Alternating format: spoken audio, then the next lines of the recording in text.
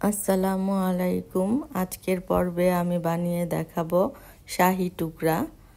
এটা নামেও যেরকম শাহি, খেতেও ঠিক সেই রকম মজা। আমাদের ঘরে কম বেশি সবারই দুধ থাকে, আর বাইরে থেকে একটা পাউরুটি কিনে এনে আমরা খুব সহজেই বানিয়ে ফেলতে পারি একটা শাহি ডেজার্ট। আর যদি ঘরে থাকে কিছু সামান্য কাঠবাদাম, তাহলে তার কোনো কথাই নেই। আমি এখানে কিছু পাউরুটি নিয়ে নিয়েছি। পাউরুটিগুলোকে আমি মাঝখান দিয়ে কেটে ত্রিকোণা করে কেটে নেব, আর কিছু স্কোয়ার শেপেও রেখে দেব। আপনারা চাইলে পাউরুটির সাইডের ব্রাউন কালারগুলো কেটে নিতে পারেন। আমি এখানে কাটিনি, কারণ আমার এখানে খুব একটা ব্রাউন কালার ছিল না সাইডে, সেজন্য আমি কাটিনি। এবার একটা ফ্রাই প্যানের মধ্যে 1 চামচ ঘি দিয়ে আমি আগে থেকে কেটে রাখা বাদামগুলো ভেজে নেব। আপনারা অবশ্যই বাদামগুলো ভেজে নেবেন, কারণ এতে একটা সুন্দর ফ্লেভার বের হয় বাদামগুলো ভেজে নিলে।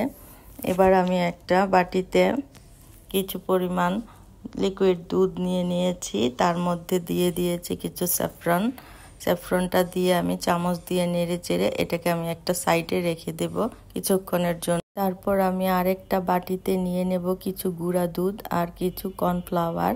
সেটাকে আমি পানি দিয়ে গুলে সেটাকেও আমি রেখে দেব কিছুক্ষণ।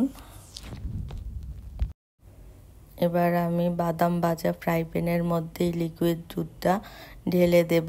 লিকুইড দুধটা আমি আগে থেকেই জাল দিয়ে ঘন করে রেখেছি, তাই আর বেশিক্ষণ জাল দিব না।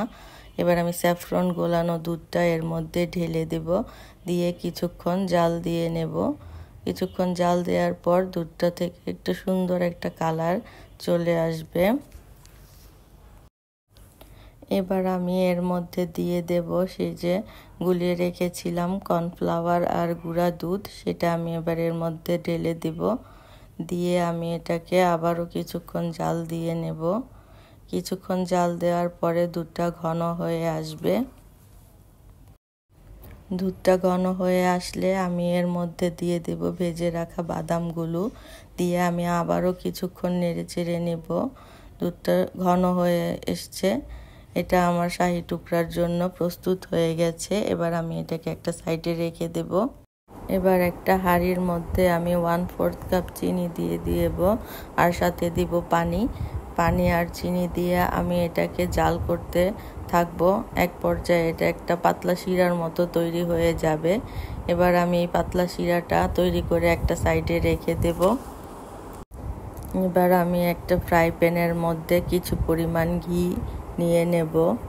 এই ঘি দিয়ে আমি এবার এই কেটে রাখা পাউরুটিগুলোকে ব্রাউন কালার করে ভেজে নেব। পিটু উল্টিয়ে ব্রাউন কালার করে ভেজে নেব। এভাবে করে আমি সবগুলো পাউরুটি ব্রাউন কালার করে ভেজে নেব।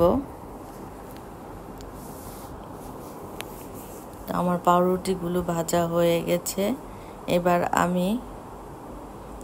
আমি এই পাউরুটিগুলোকে সেই পাতলা শিরা করে রেখেছিলাম সেই শিরার মধ্যে ডুবিয়ে একটা প্লেটে উঠিয়ে রাখবো।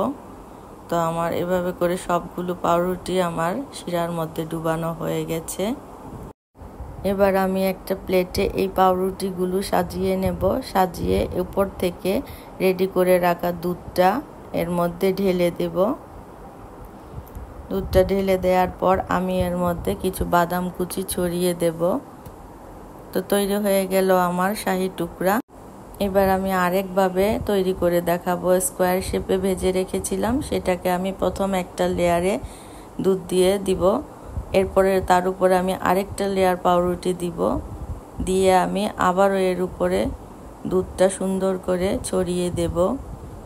এভাবে করে ছড়িয়ে দেওয়া হয়ে গেলে আমি এর মধ্যে কিছু বাদাম কুচি ছড়িয়ে দেব।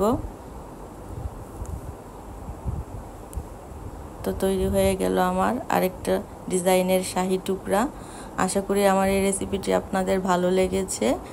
আর আপনারা চাইলে বাড়িতে মেহমান আসলে অথবা ঈদে এই ডেজার্টটি তৈরি করতে পারেন। আজ এ পর্যন্তই। আল্লাহ হাফেজ।